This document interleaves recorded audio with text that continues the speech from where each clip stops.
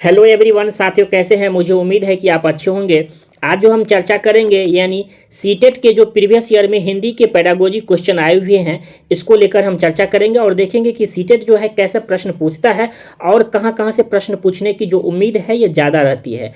तो इसका first number question है, उपचारात्मक शिक्षण की सफलता निर्भर करती है। उपचारात्मक शिक्षण पहले होता क्या है उसको जानने से पहले एक बात को जान लेते हैं। डॉक्टर के पास आप गए होंगे, ठीक ना? डॉक्टर के पास अब जाते हैं, तबीयत खराब रहता है तो डॉक्टर जो देखते होंगे डायरेक्ट आपको दवाई नहीं देता है। सबसे पहले वो क्या करता है, आपको क्या लिखते हैं? जांच लिखते हैं। जांच का मतलब होता है सबसे पहले आपको डायग्नोस्टिक के पास भेजते हैं, क्या जांच करा के लाइए। जैसे ही जांच करा के लाते हैं तो क्या होता है, डॉक्टर को ये पता चल गया ओ ये बीमारी है, ये क्या हुआ है, ये तबीयत खराब है। तो डॉक्टर जब ये बीमारी पता चल गया तो उसको क्या किए, उसको इलाज करे। यानी कहने का मतलब यही है। इसका ऑप्शन नंबर हमारा सी होगा, समस्याओं के कारणों को सही पहचान कर। यानी उपचार कब होगा आपको भी पता होगा। डॉक्टर कब उपचार करेंगे, जब समस्या पता चले कि आखिर हुआ तो क्या है। आप तो बताएंगे कि पेट में दर्द हो रहा है, लेकिन डॉक्टर क्या करेंगे, वो अल्ट्रासाउंड करेंगे। क्या करेंगे? अल्ट्रासाउंड करेंगे। अच्छा, डॉक्टर को ये पता चलेगा जांच के माध्यम से, अच्छा ये है प्रॉब्लम। तो क्या होगा, जब कारणों का सही पता लग गया तो ऐसे ऑप्शन जब भी रहे जहां उपचार की बात हो, उपचार शिक्षण की बात हो, तो क्या लगाएंगे, सबसे पहले समस्याओं के कारण की पहचान करेंगे, तत्पश्चात उसे क्या करेंगे, उसे इलाज करेंगे। यानी हमारा ऑप्शन नंबर सी जो है यह करेक्ट है। अगला नंबर क्वेश्चन जैसा कि देख पा रहे होंगे स्क्रीन पे, यह क्वेश्चन प्रत्येक बार यानी कहे तो आ ही जाता है। कहते हैं भाषा शिक्षण में पाठ्य पुस्तक क्या है। कहता है हमारा भाषा जो शिक्षण होता है उसमें पाठ्य पुस्तक क्या है? एकमात्र संसाधन है। एकमात्र यानी केवल संसाधन है, या साध्य है, या साधन है, या अनावश्यक है। सबसे पहले साधन को समझते हैं कि साधन होता क्या है। देखिए, जैसे अगर मान लीजिए आपको कहाँ जाना है, जैसे आपको घर से मान लीजिए 10 किलोमीटर दूरी पर आपका एक मार्केट है, ठीक ना? कहाँ जाना है, आपको मार्केट घूमने के लिए जाना है। तो आपके दोस्त कहेंगे अच्छा वहाँ जाने का साधन क्या है। साधन का मतलब वहाँ जाने का क्या है, यानी यहाँ से यहाँ जो जाएंगे, आपका ये जो घर है, ठीक ना, और यहाँ आपको जाना है मार्केट, तो ये साधन क्या है। तो कहते हैं अच्छा चलो टेम्पू कर लेते हैं। क्या करते हैं, टेम्पू कर लेते हैं, चलो क्या रिजर्व कर लेते हैं। तो जाने का माध्यम क्या है, यानी बस है, टेम्पू है, या फिर मेट्रो है, ठीक ना। तो ये क्या हुआ, तो उसी प्रकार पढ़ाने में कहता है पाठ्य पुस्तक क्या है, तो वह भी एक साधन है। कहने का मतलब है यह एक पाठ्य पुस्तक माध्यम है। जिस प्रकार कहीं जाने के लिए मान लीजिए आपका घर है, ठीक, और आपका यहाँ जाना है मार्केट, तो वहाँ जैसे ही कहते हैं ना कौन सा साधन से जाओगे, यानी कौन सी माध्यम से जाओगे, क्या पैदल जाओगे या बस से जाओगे, तो उसी प्रकार पाठ्य पुस्तक की बात हो रही है। तो वह एक प्रकार का क्या हो जाएगा, साधन हो जाएगा। यानी ऑप्शन नंबर आपका सी जो है यह क्या हो जाएगा, करेक्ट हो जाएगा। जिसमें कहता है पाठ्य पुस्तक की बात होती है तो साधन। यहाँ से एक नंबर का प्रश्न जो है यह रहने की पूरी संभावना रहती है, तो ऐसे क्वेश्चन को आप छोड़ नहीं सकते हैं, ठीक ना।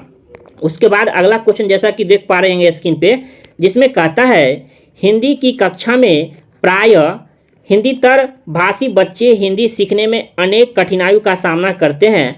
क्यों करते हैं कठिनाई का सामना? वे मन लगाकर हिंदी नहीं सीखते, या हिंदी सीखने के जो प्रति है उनमें अरुचि होती है, मतलब रुचि नहीं लगती है, या फिर हिंदी जो है ये बहुत कठिन भाषा है, यानी उसके लिए कठिन भाषा है, या प्रायः हिंदी और उनकी मातृभाषा के संरचना में क्या होता है, यह अंतर देखने को मिलता है। तो क्या हो जाएगा, जैसे यहाँ लिखा हुआ है प्रायः हिंदी और उसकी मातृभाषा में, क्योंकि हिंदी आप पढ़ते हैं, अगर मान लीजिए उनकी मातृभाषा भोजपुरी है, कुछ अलग है, तो क्या है यहाँ हिंदीतर भाषी जो हमारा बच्चे जो सीखते हैं हिंदी, तो उन्हें अनेक कठिनाई का सामना करना पड़ता है। तत्पश्चात हमारा ऑप्शन नंबर जो डी है यह करेक्ट हो जाएगा। जब दोनों भाषा चेंज रहेगा तो स्वाभाविक है कठिनाई तो होगी ना।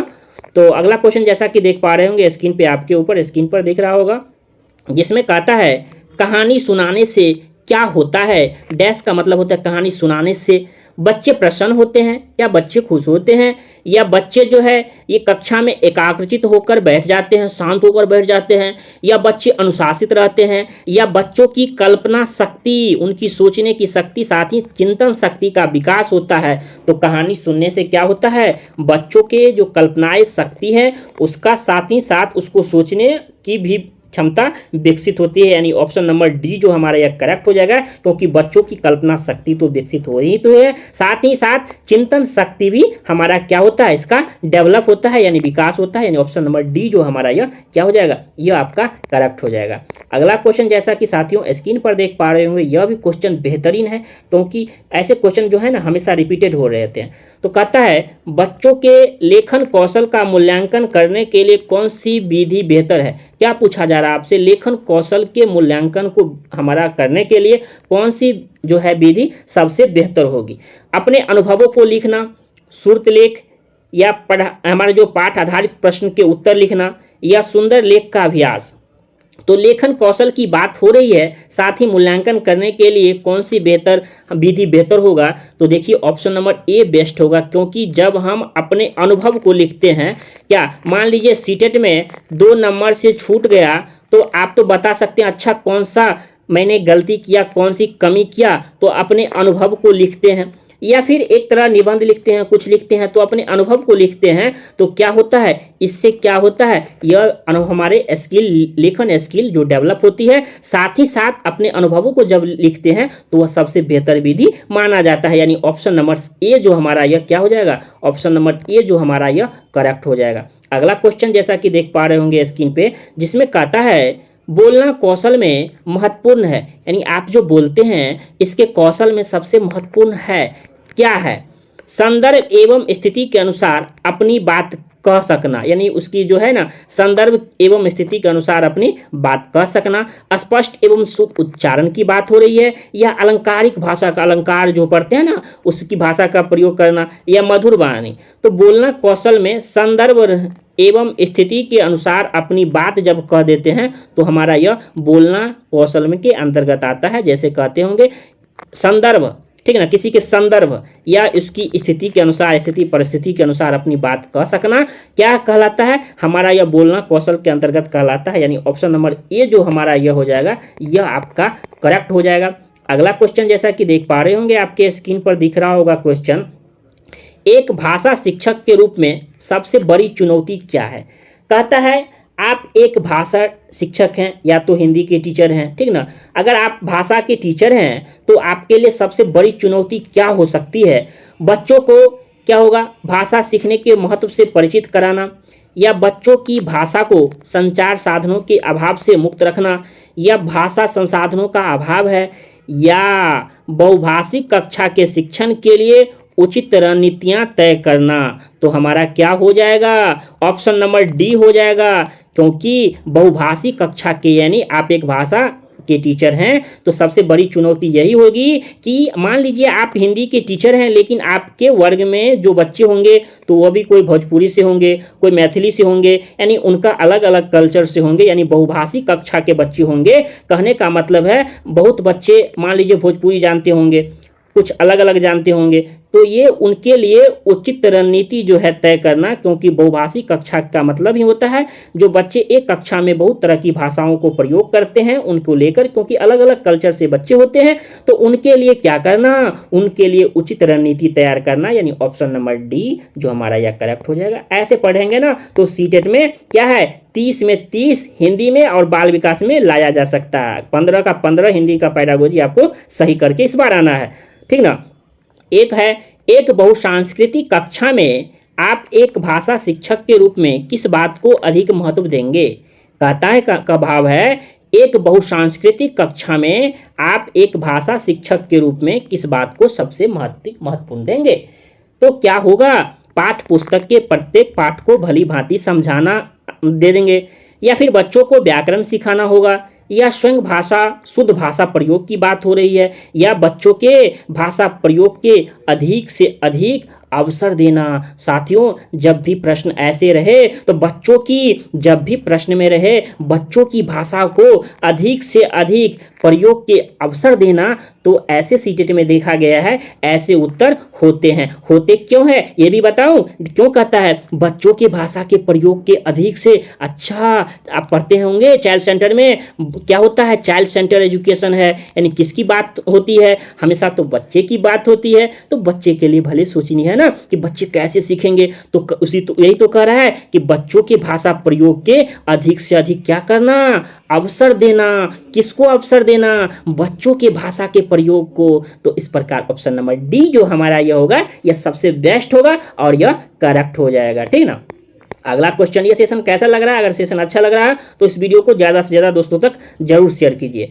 अगला है, प्राथमिक स्तर पर कौन सा भाषा शिक्षण का उद्देश्य नहीं है? जब भी प्रश्न पहले ऐसा होता था, सीटेट में ऑफलाइन पेपर होते थे तो हमारा क्या होता था, नहीं वाले को ऐसे कलम से चला देते थे, लेकिन अब पेपर जो है ऑनलाइन हो रहे हैं तो क्या होगा, तो नहीं है और हाँ को जरूर देखिएगा, क्योंकि यहाँ से भी 4 से 5 प्रश्न जो है गलती हो जाते हैं।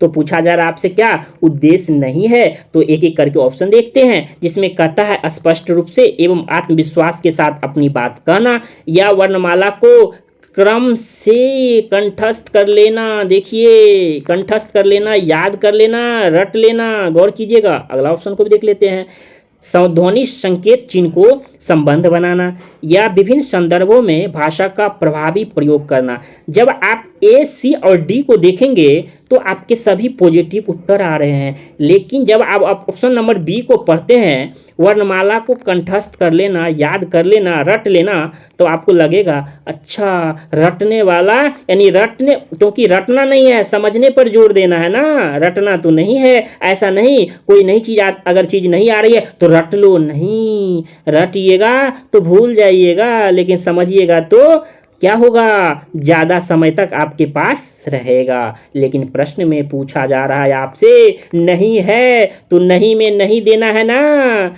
नेगेटिव को नेगेटिव से काटना है। तो पूछा जा रहा है वर्णमाला को क्या क्रम से कंठस्थ करना, तो नहीं रे बब्बा ना, तो ना में ना। इसका मतलब ऑप्शन नंबर बी जो है हमारा यह करेक्ट हो जाएगा, ठीक ना। सेशन कैसा लग रहा है? अगर अच्छा लग रहा है तो लाइक जरूर कीजिएगा, ठीक ना। आप लोग लाइक करने में बहुत कंजूसी करते हैं, और जो लोग नए हैं तो चैनल को सब्सक्राइब जरूर कर दीजिएगा। अगला है, गृह कार्य के बारे में कौन सा कथन उचित है? गृह कार्य होमवर्क जो बच्चों को मिलता है तो उसमें कहता है कौन सा कथन सबसे उचित है? आपसे उचित पूछा जा रहा है, उचित का सेंस सही है, क्या है, सही है, यानी सबसे बेस्ट है। गृह कार्य अभिभावकों को व्यस्त रखने का उत्तम साधन है। अच्छा, गृह कार्य देने से उसके पेरेंट्स व्यस्त होते हैं, या बच्चों की क्षमता स्तर के अनुसार गृह कार्य दिया जाना चाहिए। बच्चों की जो कैपेसिटी है, उसके जो स्तर है, उसके अनुसार गृह कार्य देना चाहिए। यह गृह कार्य कक्षा में किए गए कार्य का अभ्यास मात्र है, मात्र मतलब केवल, या गृह कार्य देना अति आवश्यक है। तो क्या होगा, ऑप्शन नंबर बी को जब आप पढ़ेंगे, देखिए ऐसे अभ्यास करना है जैसे आप ऑप्शन पढ़ रहे हैं, आपको लग गया नहीं ये ऑप्शन सही होगा, 100% सही होगा, इसमें भी डाउट नहीं होना चाहिए। कितना 110% है, कितना 110। बच्चों की क्षमता क्या कहता है, उसकी क्षमता, साथ ही साथ क्या कहता है, उसके स्तर के अनुसार गृह कार्य दिया जाना चाहिए। तो ऑप्शन नंबर बी जो हमारा यह करेक्ट हो जाएगा। अगला क्वेश्चन जैसा कि साथियों स्क्रीन पर देख पा रहे होंगे, जिसमें अगला क्वेश्चन है, यह क्वेश्चन प्रत्येक बार आपको हिंदी में देखने को मिलेगा, संस्कृत में भी देखने को मिलता है। कहता है भाषा के अभिव्यक्त्यात्मक कौशल इनमें से कौन है, ठीक ना। तो आप याद रखिएगा, हमारा यह क्या होता है, आप जो जानते होंगे शुभोपली, क्या होता है, शुभोपली नाम से जानते होंगे, नहीं तो आज जान लीजिए। आज के बाद जो है ना, ये 2 तरह से क्वेश्चन पूछा, एक तो पूछ देंगे अभिव्यक्त्यात्मक, एक दूसरा पूछते हैं आपसे ग्रहणात्मक, ठीक। तो हमारा क्या होता है, ये हमारा क्या हो जाएगा, पहले इसको देख लेते हैं। हमारा कहता है इसमें अभिव्यक्त्यात्मक की बात हो रही है, अभिव्यक्त करने की बात हो रही है, तो उसमें आपका हो जाएगा बोलना और लिखना। क्या हो जाएगा, बोलना और लिखना। अगर भूल जाते हैं तो आपको शुभोपली लिखना है, क्या लिखना है, शुभोपली, बोलना, ठीक, और एक छोड़ देना है, यानी प छोड़ देना है और ल जाना है, ऐसे। तो ये याद कर लीजिए, अभिव्यक्त्यात्मक होते हैं। और ये जो आपने छोड़ा है फर्स्ट और ये प, ये हमारा क्या कहलाता है, ये हमारा ग्रहणात्मक कौशल कहलाता है। क्या कहलाता है साथियों, ये हमारा ग्रहणात्मक कौशल कहलाता है। ये क्या हो जाएगा ग्रहणात्मक में, फर्स्ट क्या हो जाएगा आपका, हमारा ये हो जाएगा सुनना और पढ़ना, यह हमारा ग्रहण करना, क्योंकि सुनते हैं और पढ़ते हैं तो ग्रहण करते हैं, बट बोलते हैं और लिखते हैं तो अपनी बात को हम क्या करते हैं, किसी दूसरे के सामने अभिव्यक्त करते हैं। तो शुभोपली में देखिए, बोलना और लिखना, बो अल, ऐसे याद रखते हैं, बो अल बल, बो अल बो अल बो अल, सु soup soup soup soup soup ग्रहण, यानी आप जब ये खाते होंगे, क्या खाते होंगे, मोमोज खाए हैं कभी, मोमोज खाए होंगे तो सूप पीते होंगे, तो सूप को क्या कर रहे हैं आप, क्या कर रहे हैं, क्या कर रहे हैं, ग्रहण कर रहे हैं, सूप सूप, ऐसे आप याद रख सकते हैं। सु व प को क्या, यानी ग्रहण करना, सुनना और पढ़ना। अब बोलना और लिखना क्या हो जाएगा आपका, अभिव्यक्त कर रहे हैं, तो आप ऐसे भी याद रख सकते हैं। बो अलो बल, ये क्या हो जाएगा हमारा, यह हमारा अभिव्यक्त्यात्मक हो जाएगा। सूप सूप यानी ग्रहणात्मक हो जाएगा। तो इसका उत्तर इसमें पूछा जा रहा है अभिव्यक्त की बात, तो ऑप्शन नंबर बी जो हमारा यह करेक्ट हो जाएगा। अगला क्वेश्चन जैसा कि साथियों स्क्रीन पर देख पा रहे होंगे, जिसमें कहता है, क्या कहता है ये करके देखते हैं, भाषा कौशलों के संदर्भ में कौन सा कथन उचित है, उचित का मतलब सही होता है, कौन सा उचित बैठता है, ठीक ना। जिसमें कहता है, क्या कहता है, विद्यालय में केवल पढ़ना लिखना कौशल पर ही बल दिया जाता है, तो क्या ऐसा थोड़ी ना होता है, क्या अनुशासन पर जोर नहीं दिया जाता है, डिसिप्लिन पर ध्यान नहीं दिया जाता है, तो गलत बात है ना। उसके बाद कहता है बच्चे केवल सुनना बोलना पढ़ना लिखना कौशल क्रम से ही सीखते हैं, ठीक ना। तो उसमें कहता है यह भाषा के चारों कौशल जो है ये परस्पर अंतर संबंधित होते हैं, या भाषा कौशल के विकास में क्या होते हैं, हमारा अभ्यास की अपेक्षा भाषिक नियमों का ज्ञान जरूरी होता है। तो हमारा यह क्या हो जाएगा, यह ऑप्शन नंबर सी जो हमारा यह सही हो जाएगा, क्योंकि भाषा के चारों कौशल अंतर संबंधित होते हैं, क्या होते हैं, अंतर संबंधित होते हैं। इस प्रकार ऑप्शन नंबर हमारा सी जो है यह करेक्ट हो जाएगा और सही हो जाएगा। अगला क्वेश्चन जैसा कि आप स्क्रीन पर देख पा रहे होंगे, जिसमें कहता है पाठ में दिए गए चित्रों का क्या उद्देश्य होता है, कहने का मतलब होता है पाठ में जो चित्र दिया रहता है, देखे होंगे चित्र, जो चित्र के माध्यम से बताया जाता है, तो पूछा जा रहा है कि इसका उद्देश्य क्या होता है। चित्रों से पाठ्य पुस्तक आकर्षक बनते हैं, तो क्या ये हम जो चित्र लगा देते हैं तो आकर्षक बनते हैं, या चित्र पाठ की शोभा को बढ़ाता है, या पाठ्य पुस्तक में चित्र देने का प्रचलन पहले से ही आ रहा है, या चित्र जो है ये अमूर्त, मूर्त मतलब क्या होता है, दिखाई दे, और अमूर्त जो दिखाई नहीं दे। जैसे अगर ताजमहल का डायग्राम चित्र बना हुआ है और बच्चों के, तो क्या होता है उसके पास नहीं है, लेकिन उसको सोचने के लिए क्या करता है, मजबूर करता है, अच्छा ऐसा ताजमहल होगा तो क्या होगा, समझने में हमारा यह सहायक करता है। अमूर्त उसके पास तो नहीं है, मूर्त मतलब दिखाई दे, और अमूर्त मतलब जो दिखाई नहीं दे, लेकिन ताजमहल तो उसके पास नहीं रहता है, लेकिन वे उनकी संकल्पनाओं को क्या करते हैं, समझने की कोशिश करते हैं। साथियों इस प्रकार हिंदी का हमारा यह प्रीवियस ईयर का क्वेश्चन जो पूछा गया यह सीरीज था।